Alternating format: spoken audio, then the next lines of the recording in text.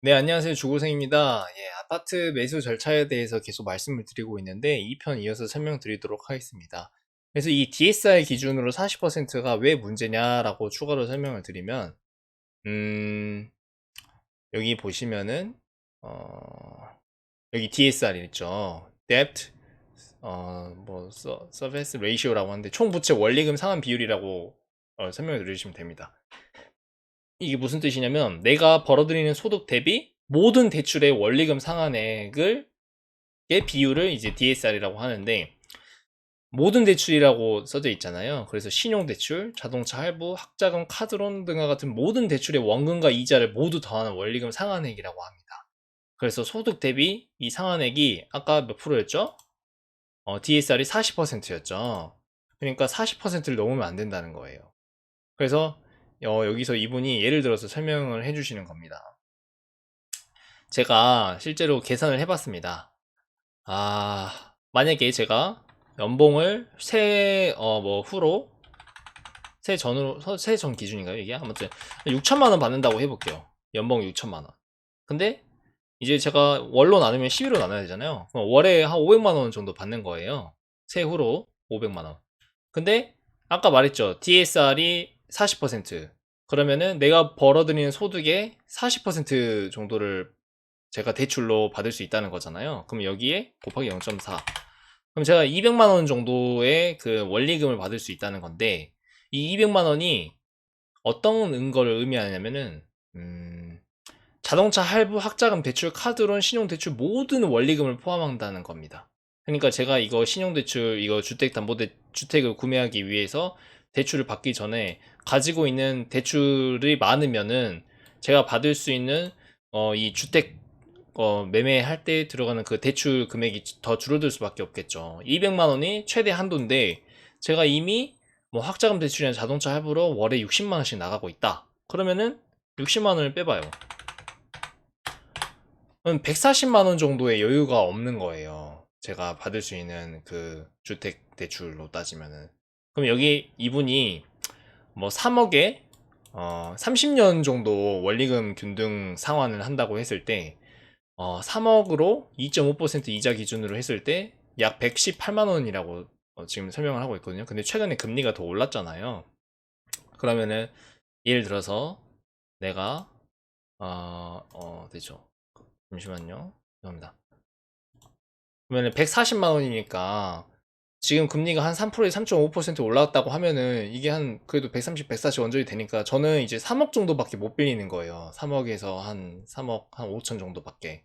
근데 3억에서 3억, 그러니까 여기서 생애 최초로 대출 한도를 6억까지 늘렸더라도 이 DSR이 걸려 있기 때문에 3, 4억밖에 못 받는 거예요. 제가 소득이 뭐 세후로 막 1억 연봉 1억 정도 받으면은 뭐 상관없겠지만은 대한민국에서 세후로 1억 이렇게 받을 수 있으신 분이 얼마나 될까 저는 그게 좀 의문이 들고요. 그래서 이 서울에 주택을 뭐 아파트를 이렇게 살려는 분이 생애 최초로 살려고 했을 때 이 6억을 맥스로 받을 수 있으신 분이 얼마나 될지 참 의문이 드는 것 같습니다. 그래서 앞으로 이 DSR이라든지 이런 것들이 규제가 또 어떻게 될지도 계속 좀 관심 있게 봐야 될 것 같고요.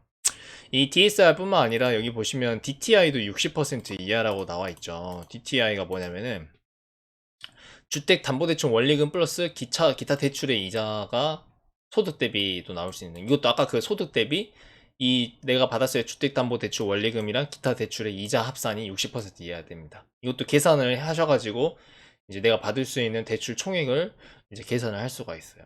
그래서 이거를 미리 다 내가 받을 수 있는 대출 조건에 따라서 어떤 대출을 받을 수 있는지, 그리고 내 DSR, 그 다음에 DTI 기준으로 얼만큼의 대출을 받을 수 있는지를 미리 어느 정도 계산을 해가지고 준비를 해 가야 됩니다. 내가 어느 정도 부동산, 아파트 가격까지 구매를 할 수 있겠다라고 생각을 해야 될 것 같고, 그래서 쭉쭉쭉 넘어가고. 근데 이분은 이제 한걸음님은 부동산에 대해서 좀 관심 많이 아시는데 이제 이분이 개인적으로 일반적으로 고정 생활비를 제외한 자녀 금액의 60% 이하로 대출 원리금을 60% 이하로 대출을 빌리는 게 맞다고 이제 설명을 바람직하다고 말씀을 하시고 계세요. 너무 대출을 많이 빌려버리면은 일상생활에 지장이 있을 정도로 좀 많이 핍박도 받고 좀 아마 스트레스 좀 받을 것 같은데, 예를 들어서 설명을 드릴게요. 세후로 실수령이 500만 원이에요. 근데 이분은 고정 생활비가 한 250만 원 정도로 나가요. 그러면은 자녀 금액은 250만 원 정도잖아요. 근데 여기에 60% 정도만. 그러면은 나는 원리금 그 월의 원리금을 150만 원 정도 나갈 수 있다. 그러면은 금리랑 이런 걸 30년 상환을 계산했었을 때 약 4억 원 정도 받을 수 있다라고 말씀을 하고 계세요. 근데 우리가 아까 그 DSR 기준이 있었죠. 이거는 이 주택담보대출 말고 다른 대출이 하나도 없었을 때 기준으로 말씀을 하시는 것 같아요. 그래서 그 DSR 관련해서도 이제 내가 어느 정도까지 받을 수 있는지 그 기준도 계산을 해봐야 되는 겁니다. 그래서 자녀금의 60% 이하로 대출을 받는 게 바람직하다라고 설명을 하시고 계시고요. 아니, 저도 지금 제가 이게 이 부동산 관련해가지고 대출이라든지 이런 부분이 공부가 조금 덜 되긴 했어요. 근데 이 글만 보고 제가 계산을 해봤는데, 어, 제가 링크 걸어 드릴 테니까 관련해서 이 글을 읽고 나에게 맞는 대출 받을 수 있는 규모를 사전에 계산을 하고 아파트 매매에 임하면 좋을 것 같습니다. 그래서 여기가 2평까지고요.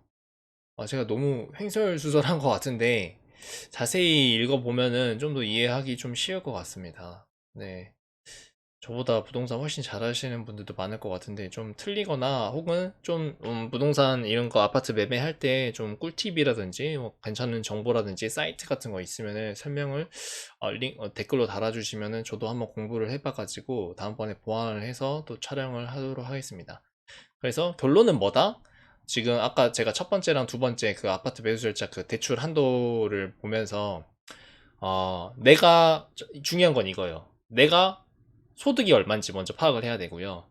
그러면 그 소득에서 지금 현재 정부 정책, 대출 정책상 LTV랑 DTI랑 DSR을 계산을 해서 내가 원리금을 이 정도까지는 한 달 내에 낼 수 있다라고 했었을 때 대출 받을 수 있는 금액이 나옵니다. 근데 그 금액이 이제 내가 가진 처한 상황이랑 목표하고자 하는 그 아파트 매수가에 따라서 디딤돌 대출인지 보금자리로인지 적격대출인지 일반 은행 적격대출인지 구분을 해서 이제 먼저 파악을 할 수 있고요. 그렇게 해서 대출이 정해지면은 내가 감당할 수 있는 원리금 상환 금액에 따라서 대출 한도가 나오겠죠.